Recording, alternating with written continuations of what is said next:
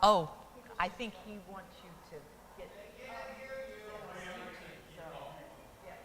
Oh, sorry guys. I was introducing Laurie and talking about Community Foundation of Tampa Bay, where we have transferred our endowment funds so that we can not only earn a pretty good rate of return, but also so that our funds are protected and better managed. So we're really glad to have found this repository for our important nest egg. So we also want to acknowledge Laurie, who's been quite helpful to us in the transition process and who has helped our endowment board enormously in things major and not so major as we proceed along our path. So Laurie, thank you so much for all your help and assistance. We really appreciate it.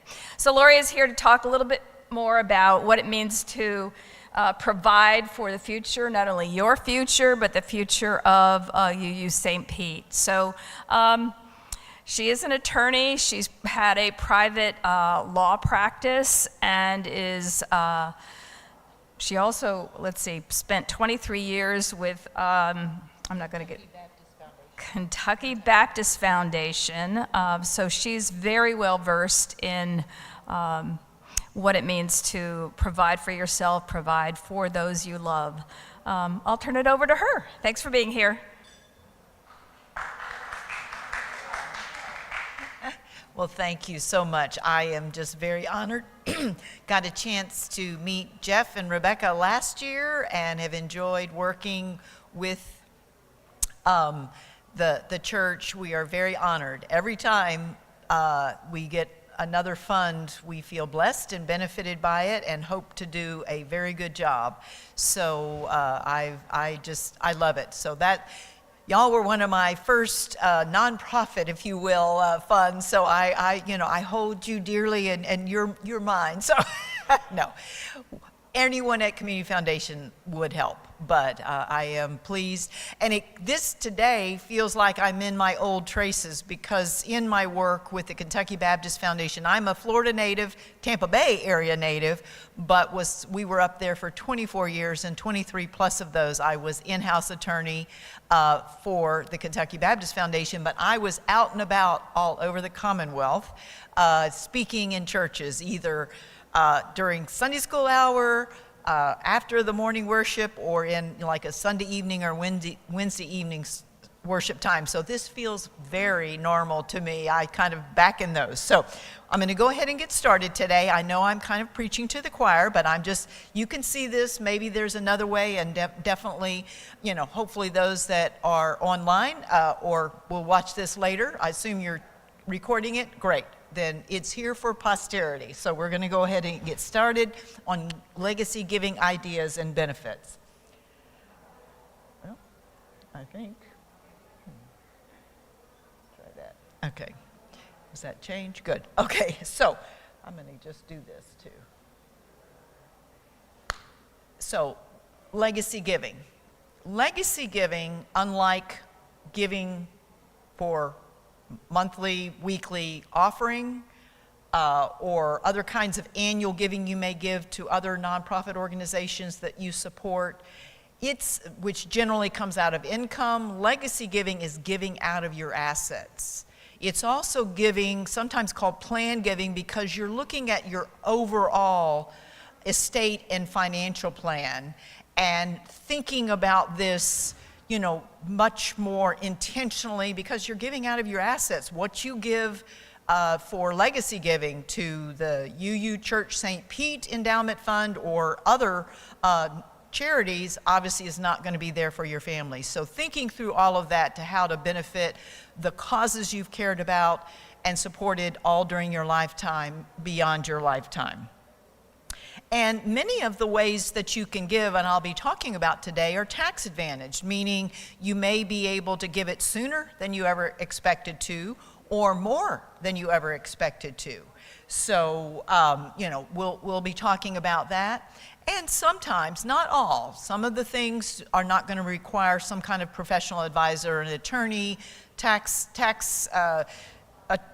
advisor, insurance agent, but some things you can do on your own, but many require some type of professional advisor to assist you in some way. And, I'll note those as we go along. So, benefits, tax savings, believe it or not, survey after survey over years and years and years, even for the most wealthy, tax savings is not in the top 10 reasons that people do charitable giving, whether during their lifetime.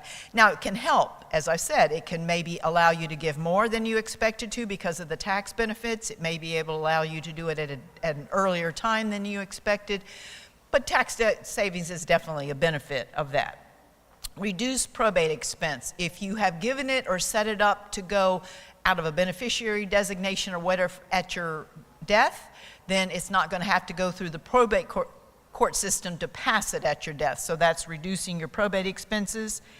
The joy of giving and seeing the impact on lives, especially if you set something up or make a gift that is providing benefits while you're still alive. That's just fabulous. That is powerful and joy-giving.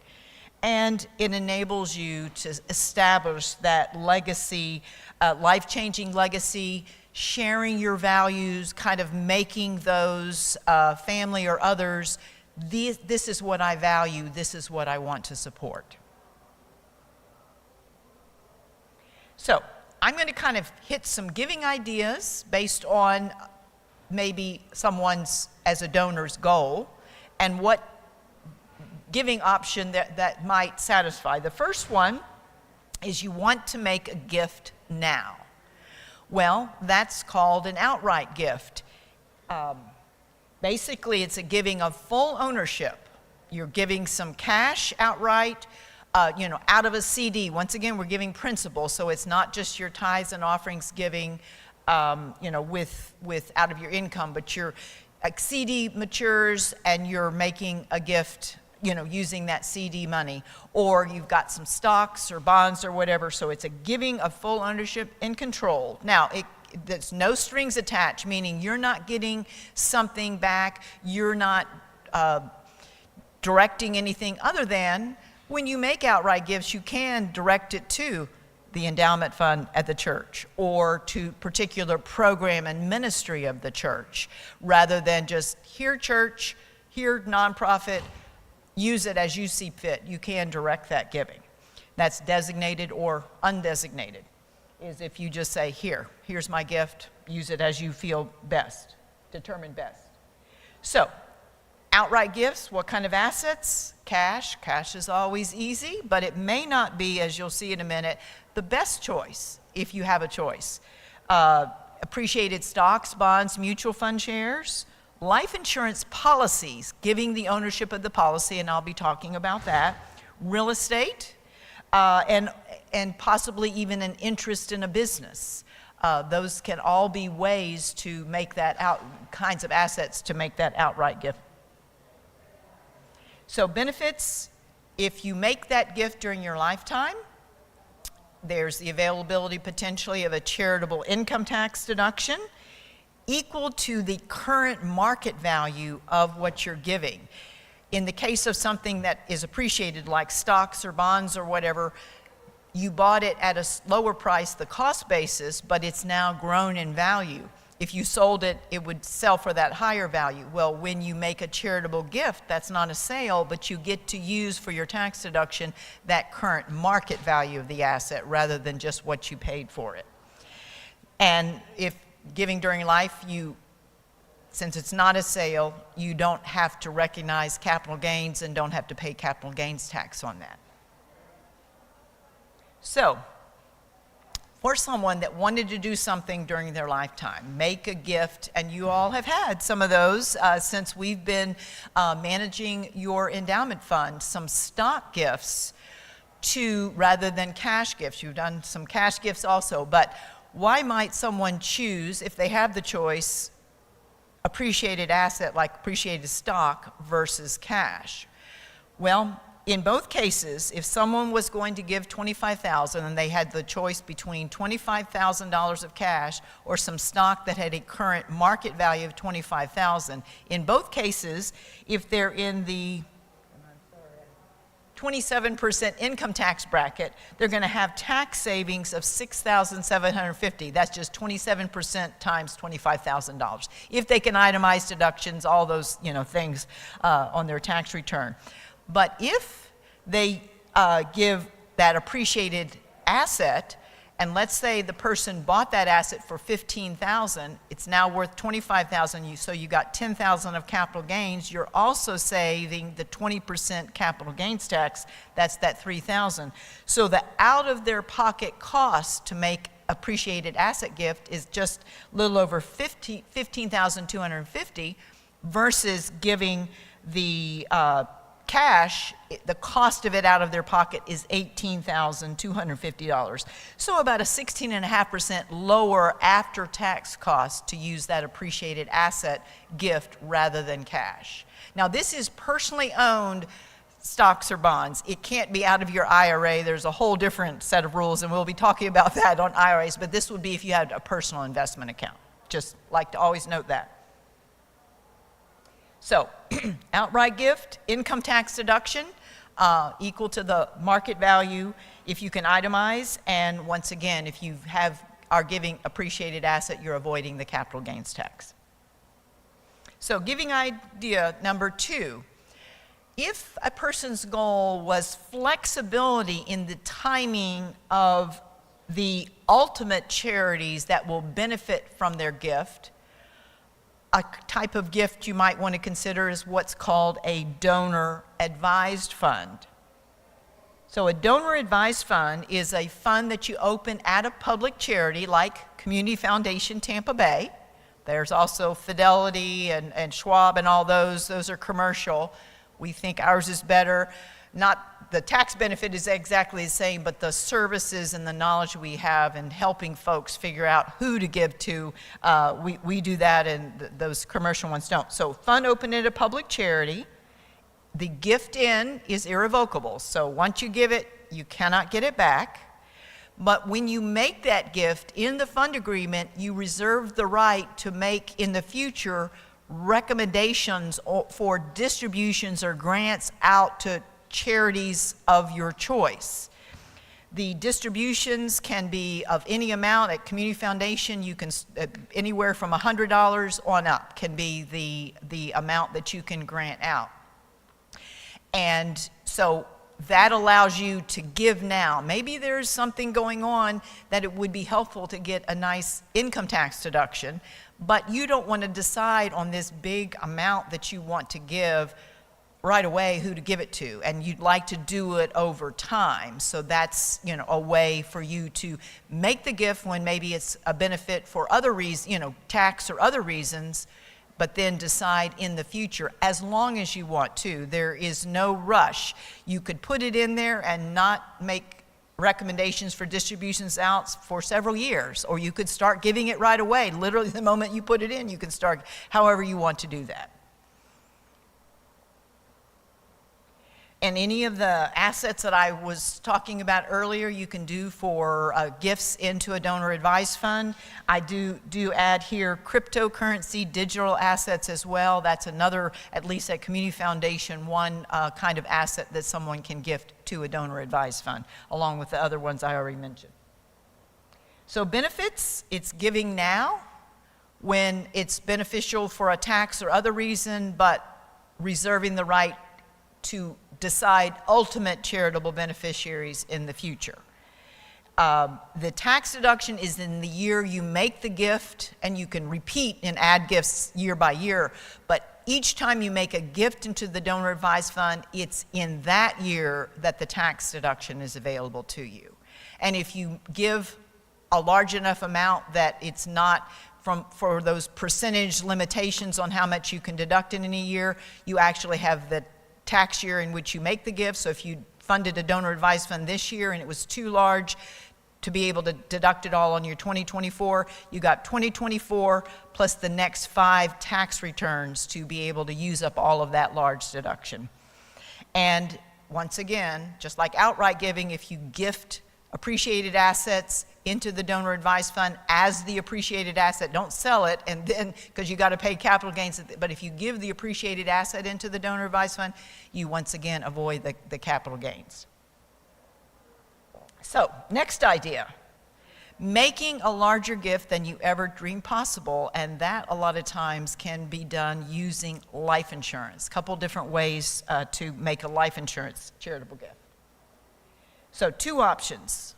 You can gift, if you have wholly owned cash value life insurance, you could literally gift the policy during your lifetime.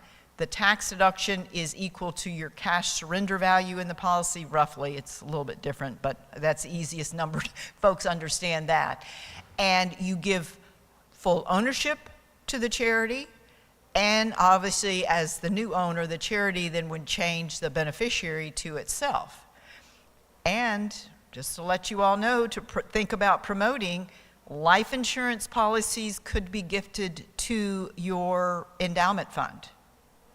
They don't have to just be an outright gift, and we did a number of those. Now, sometimes folks want a gift and want you to cash it in and get the cash value and put it in there.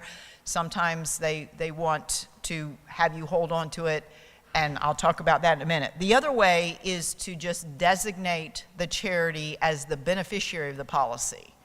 They're not giving up their rights. They could change the policy beneficiary in the future. It could be the primary or contingent beneficiary is the charity or endowment fund, you know, at the charitable organization. So 2 ways. So if you're gifting the policy, as I've said, irrevocable, giving all rights in the policy, which then allows the charity as the new owner to change the beneficiary.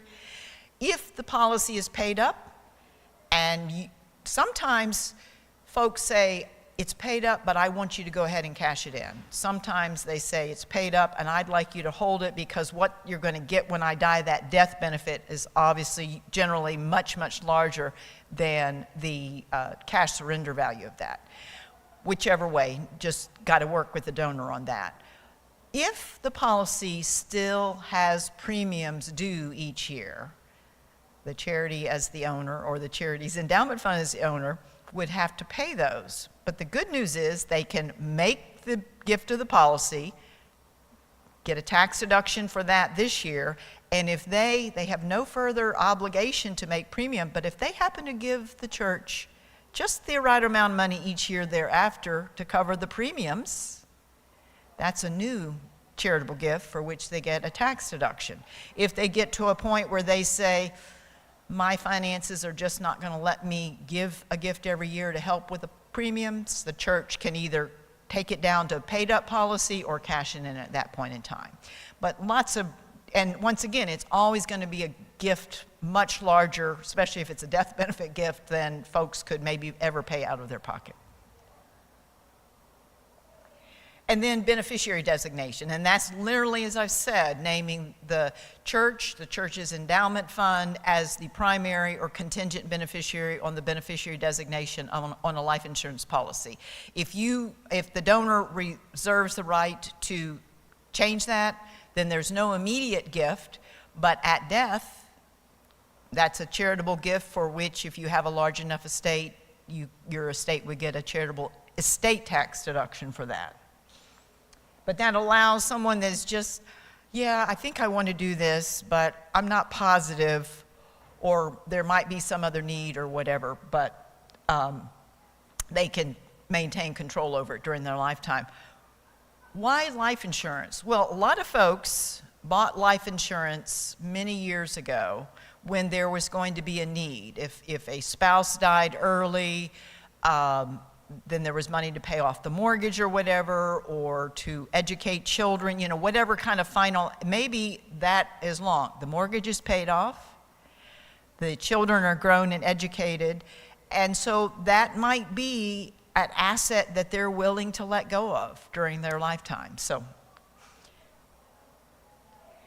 benefit, gift of the policy, the tax deduction, gift, beneficiary designation, the estate tax deduction. So next idea, use it using unneeded IRA required minimum distribution, RMD, wisely. And the way to do that is with what's called a qualified charitable IRA distribution, or you may have heard of QCD.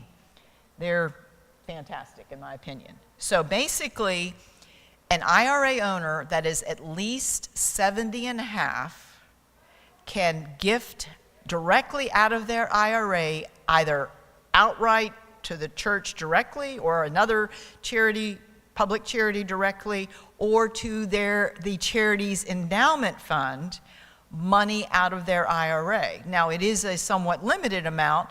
It's $105,000 in 2024. They built in last year cost of living adjustment. It had just been a flat $100,000 for a number of years, but now it's a cost. So for this year, it's $105,000. I have not read yet, probably we'll know in about another month what it will be for 2025, but that adjusts up based on the changes in the cost of living.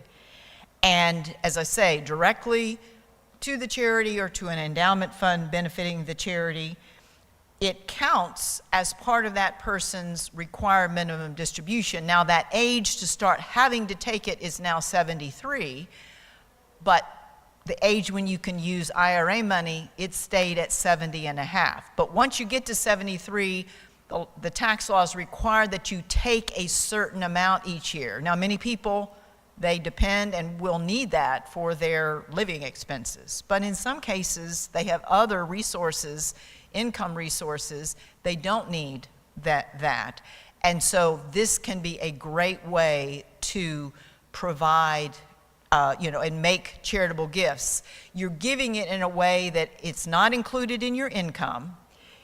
If you're under 70 and a half and you give money out of your IRA, it's included in your income. And of course, there's no required minimum distribution. So it's not included in your income, and it counts as, if you're old enough to have to take required minimum distributions, it counts as that. And something else came to my mind. Oh, I'm going to tell on myself. My mother's financial advice. My mother started working with a financial advisor a number of years ago, and after a couple of years, when she kind of got the sense, and my mother had set up some, because she gave monthly to her church and to some other charities here in the St. Petersburg area on a regular basis each year. She decided to set that up, well, I think just the one to her church, to regularly come out of just her investment account. Well, not her smart, tax lawyer attorney, but her financial advisor said, Pat, why don't you start having your tithe, your monthly tithe to your church and these other regular gifts you make every year to these charities, why don't you have that come out of your IRA rather than out of a pocket? So, it doesn't have to be a bulk $105,000 gift. It can be tithes, your regular giving to your church or some other charity that you give to on a regular basis. The other charities my mother was supporting and switched over out of her IRA, she just gave to twice a year a certain amount, and so we set those up. But it's not just a mega gift. It can be your regular giving, but giving it because then she had other income that she used for living, but she was avoiding having to be taxed on that, so she was reducing her taxable income, count toward her required minimum distribution, and it was a win-win. And she, quite frankly, never quite got it. She knew it was a good thing, but she would say, Laurie, this is right. I said, yes, ma'am, it is perfect. Amy led you correctly, unlike me. So yeah, it's a good thing. So avoiding being taxed benefits on a portion of your required minimum distribution that goes to the charity. Amount distributed counts as your required minimum distribution. It's not included in your income.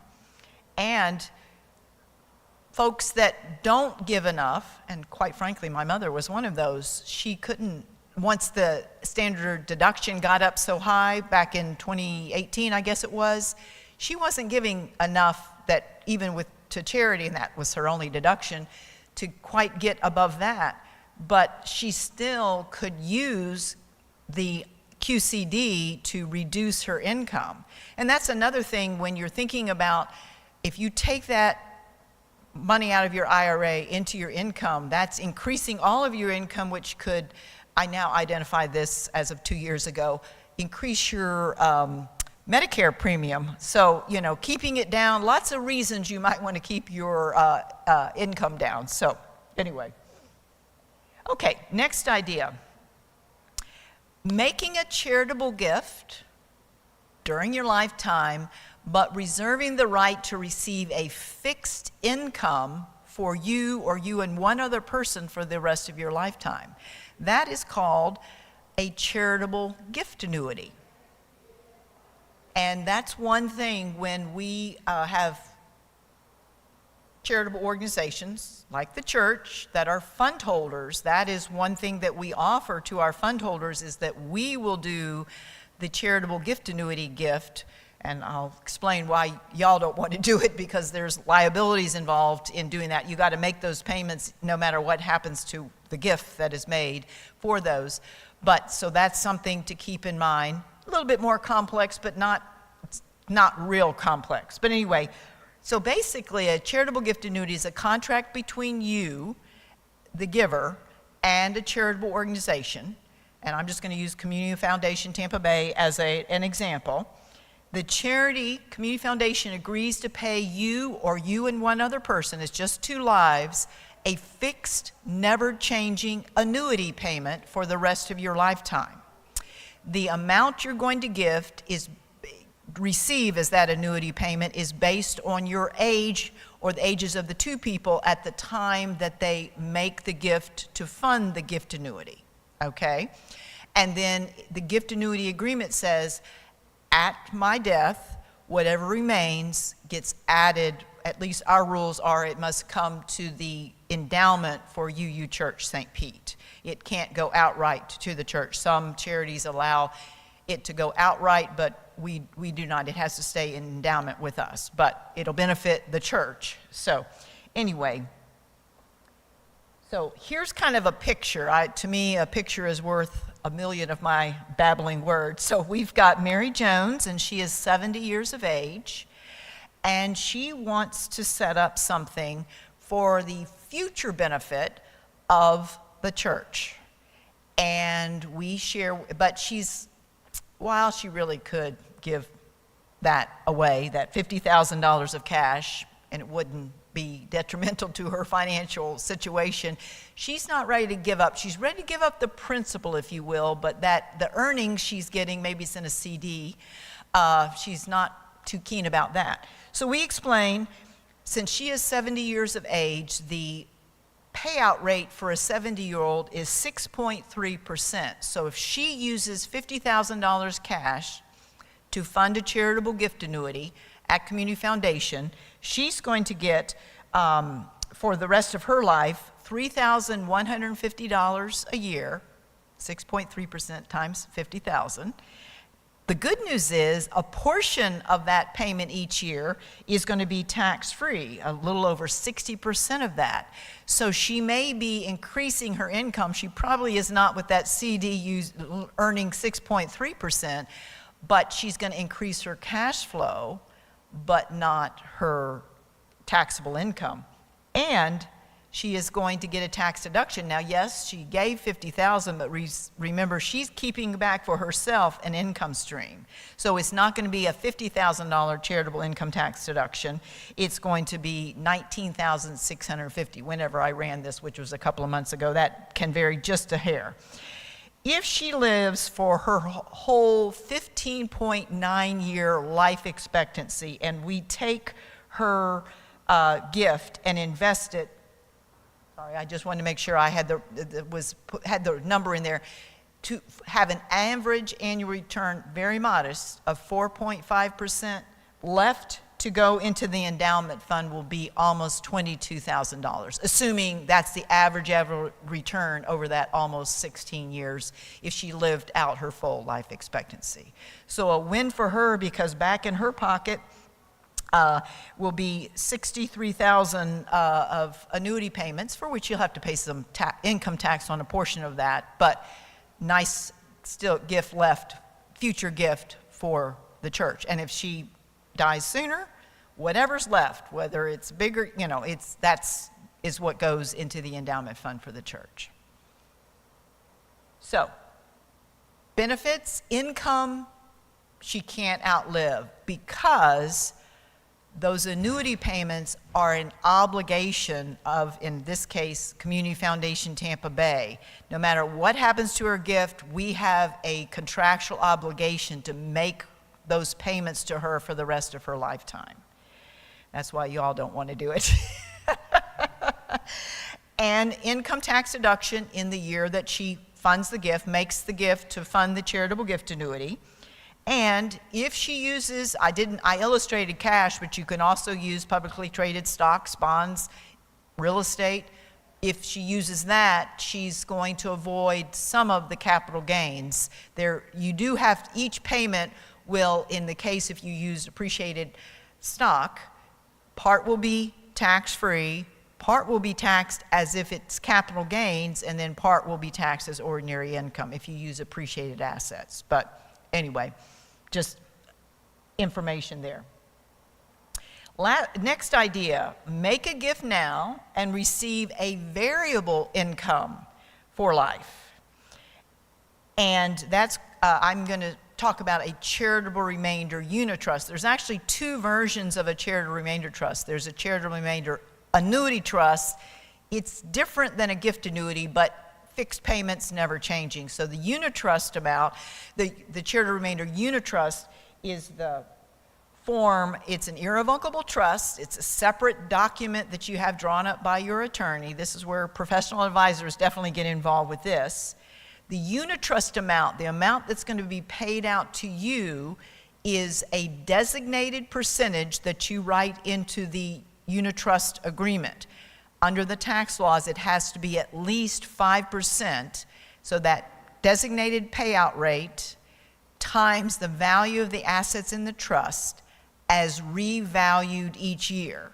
So you put in $500,000 this year, and it's 5% or whatever it is of that. If next year the value of the trust assets have grown as of January 1, you would get a higher amount, you know, for that. Sometimes it may go down, but hopefully over time, if you've selected a fairly reasonable payout rate and it's invested well, it is going to grow and to keep up. The point is keeping up with inflation with that. And then the trust agreement says whatever's left at the end of and it can be more than just 2 lives, it could be a number of lives that are receiving, the individuals that are receiving the unitrust amount. But whenever all the unitrust income, if you will, beneficiaries are deceased, then whatever's left goes outright to charity or into an endowment fund for charity. So, just like before, the various assets that I've been talking about being able to give, these are all options for using when you're funding a gift annuity. a charitable remainder unitrust, sorry. So, once again, I think that picture worth 1,000 words. We've got Sam and Martha Smith. They are ages, I should have put my glasses on. I need this a little higher or something. Anyway, sorry, Sam is 72 and Martha is 70. They've got some rental real estate and they've owned it for many years, and it's got a current market value of $250,000, and the cost basis, what they paid for it, or maybe depreciated down, whatever, is $100,000 currently. So if they sold that real estate, there'd be $150,000 of capital gains on which they'd have to pay capital gains tax. They're not too keen about that. They're very charitably inclined. They're ready to get out of the landlord business, but they don't want that capital gains tax hit. So we share with them the idea of a charitable remainder unitrust. And at ages 72 and 70, there's likely, hopefully, quite a few years of living, and so having something that will hopefully, that payment out to them will grow over time would be a good thing rather than a fixed amount. So they deed the real estate. They don't sell it. They deed the real estate to the charitable remainder trust. The charitable remainder trust trustee sells the real estate. A charitable remainder trust is a tax-exempt entity. So the full proceeds, other than costs to sell, stay there to be invested to make those payments out to Sam and Martha for the rest of their lifetime. Once again, they're keeping an income stream of 5% times the value of the assets in the trust as revalued each year. So they're not getting a $250,000 income tax deduction, but they are getting a little over $100,000 income tax deduction. And once again, if they can't use it all in the year they make the gift on their tax return, they've got 5 more tax years to use that up. They're avoiding being taxed on $150,000 of gain. Their first year income, 5% times 250,000, that's where that 12,500.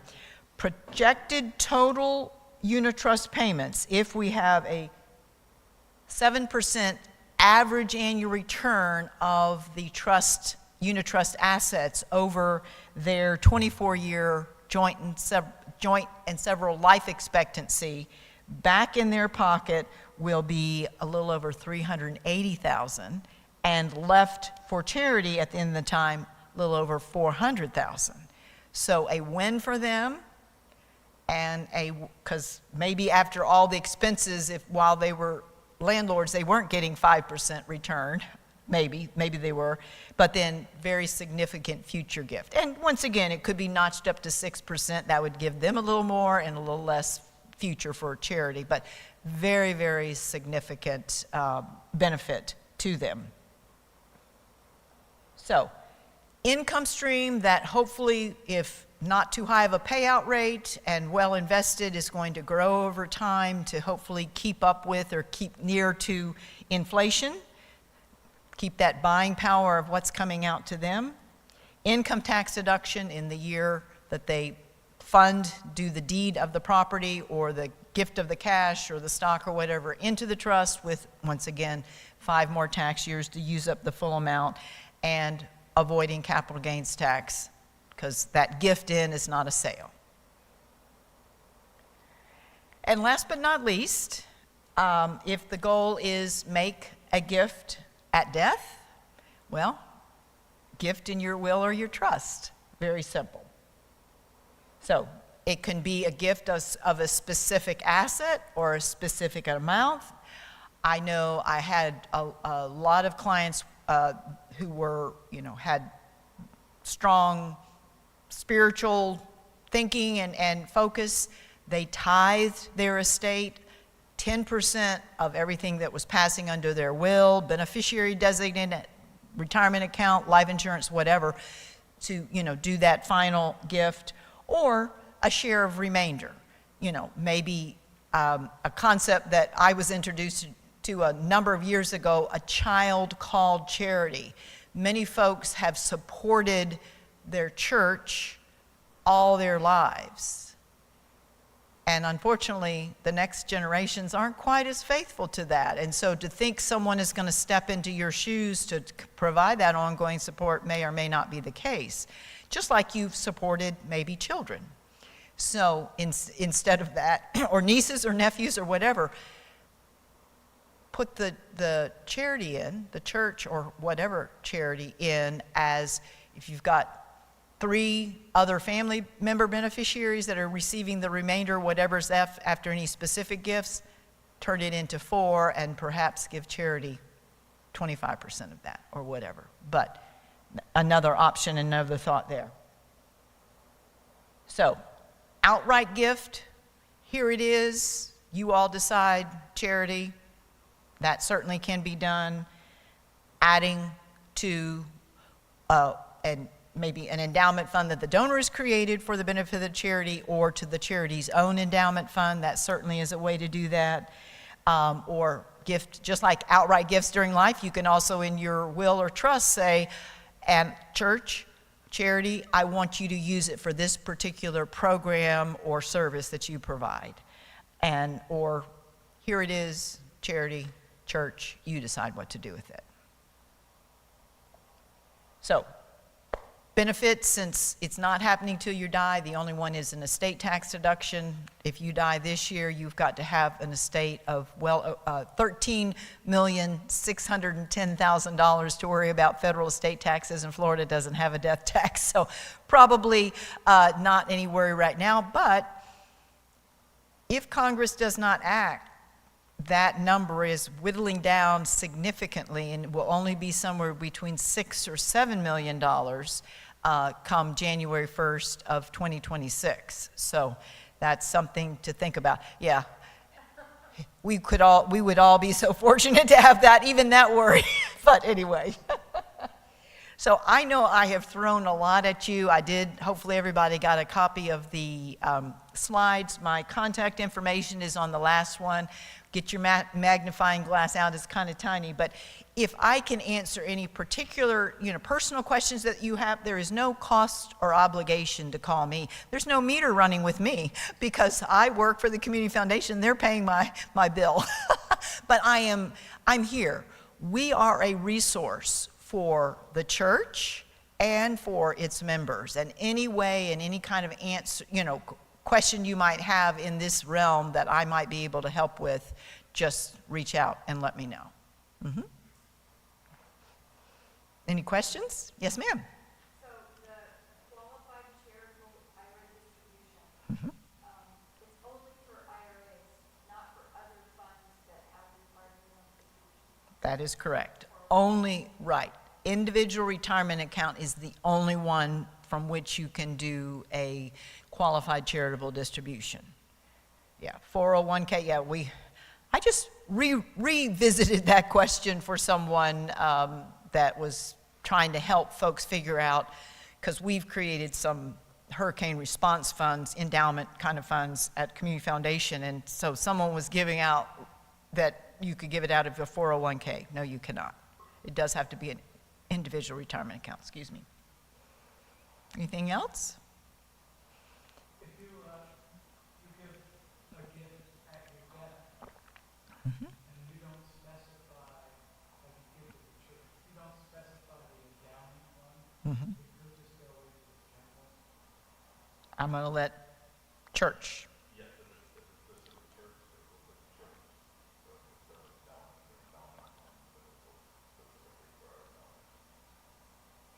So we are trying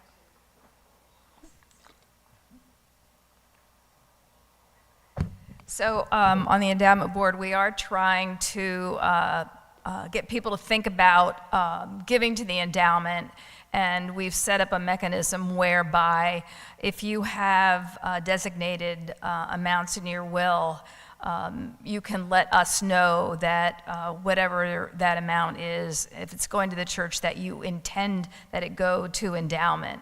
So it's a little tricky, and we're trying to make sure we honor the intentions of our donors. But right now, it's basically a letter or a form that says, the church is going to be getting this money at some future point, and I want it to go to the endowment. So I've done that. I think a number of other people have. So.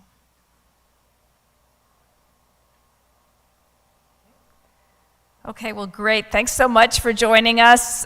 Thank you, Laurie. It's been quite informative and mind-blowing, if nothing else. So please feel free to call on Laurie or any member of the endowment committee if you have any questions or just want to talk more. Thank you.